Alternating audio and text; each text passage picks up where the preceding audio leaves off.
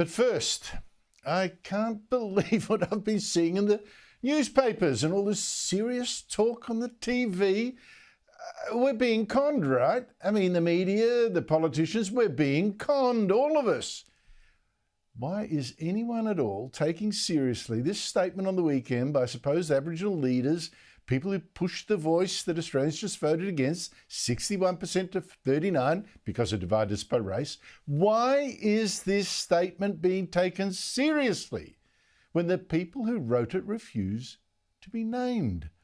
Why are they so gutless or such frauds that they hide in the dark and snipe, calling no voters, 61% of the country, racist, accusing Australians of committing a shameful act by saying no to these activist power grab and saying that, we're also appalling and mean-spirited, to be utterly unbelievable. Well, I have to say, after listening to a couple of days of this, shame on the journalists who are treating this garbage stunt so seriously and now spreading this poison, acting like useful idiots instead of unmasking these muppets. They should be saying to the authors of this statement, unless you put your name to this, it's not getting a run in my newspaper, unless it's back with the comics. Show us your faces. I mean, I'm wondering, Noel Pearson, are you behind this? Did you help write it? Marsha Langton, is this your work? Thomas Mayo, Megan Davis? Just step up. Or maybe it was the office cleaner. Maybe the work experience kid. Who would know? Who exactly are these anonymous people claiming to speak for Australia's Aborigines and damn us like this? This statement says, we're leaders. Leaders of what? Where?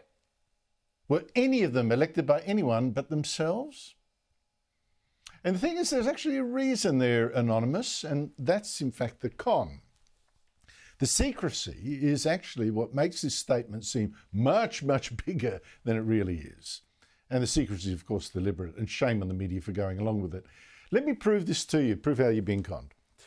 If you knew, for instance, that Marsha Langton helped write this, and who'd know if she did, then we'd all laugh, wouldn't we? I mean, my opinion, she's just an over-promoted academic from Melbourne University, elected by nobody, and she's been playing that tatty race card for years, calling everyone from Tim Flannery to John Howard a racist. And then remember how she embarrassed the Yes campaign by calling no voters racist too?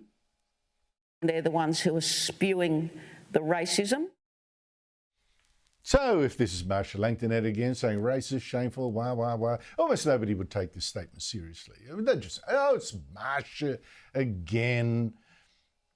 Or does the statement come from the very florid pen of Noel Pearson? Well, that'd be a joke too. I mean, this man made a career of denouncing people when he didn't get his way, like some second-rate Old Testament prophet. Oh, Noel is upset again. Well, big deal. Tell me the day is not. I mean, remember how he abused no campaign leader Jacinta Nampijinpa Price in the campaign? And their strategy was to find a black fella to punch down on other black fellas. So if Pearson wrote this, I really couldn't give a toss. And same if it was, say, Thomas Mayo, the former Marxist unionist. Again, we don't know if it was him. But if so, we'd know exactly why he's outraged. He thought the voice would be more free money. This is the first step.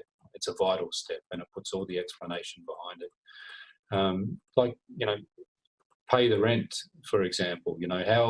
How do we do that in a way that is transparent and that it actually sees reparations?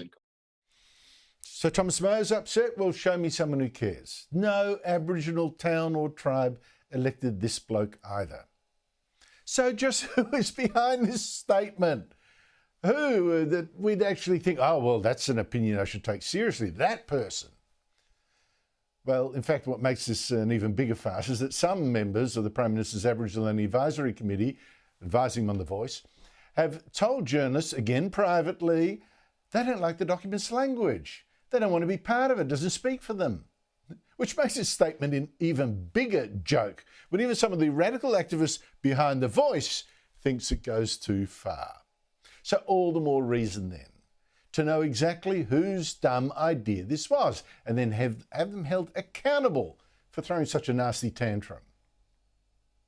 Now, the only reason I can think of them staying masked, hiding in the shadows, If we knew who they really were, we'd laugh or just yawn.